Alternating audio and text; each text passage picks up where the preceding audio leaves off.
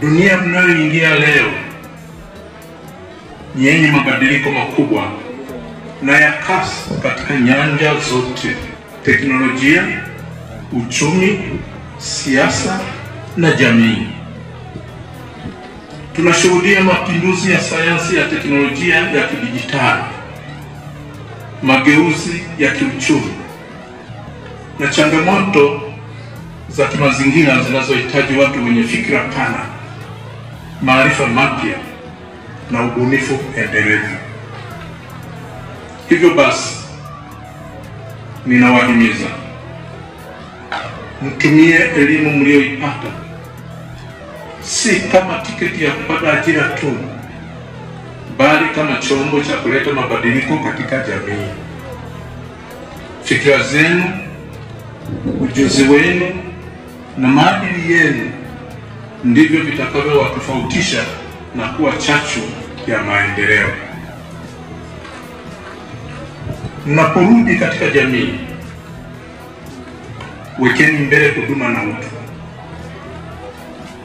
Elimu yenu iwe taa inayoangaza kwa wengine. Toeni mchango wenu katika sekta zote. Toeni hayo maarifa katika kilimo, afya, mazingira, teknolojia, biashara na utawala bora. Kadhalika, kumbukeni kulinda utambulisho wenu wa Tanzania. Mtaendelea kuitwa Watanzania. Maendeleo ya kisayansi yasiwafanye mkose uzalendo, mkakosa maadili na utu wetu wa Kiafrika. Dunia inahitaji watu wenye mizizi imara ya utamaduni na moyo wa ubinadamu.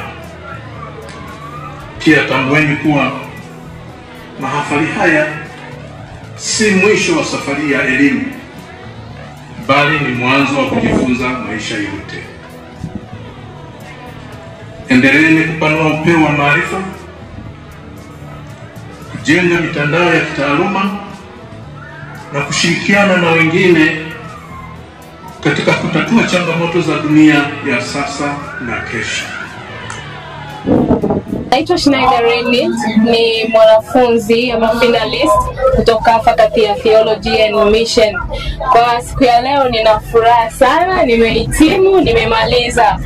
Na kitu ambacho naweza kusema ni kwamba tuta-apply vile vitu ambavyo tulivyovisoma. Kwa jina naitwa Eric Wekiza Emmanuel, ni mmoja kati ya wahitimu waliomaliza mwaka huu.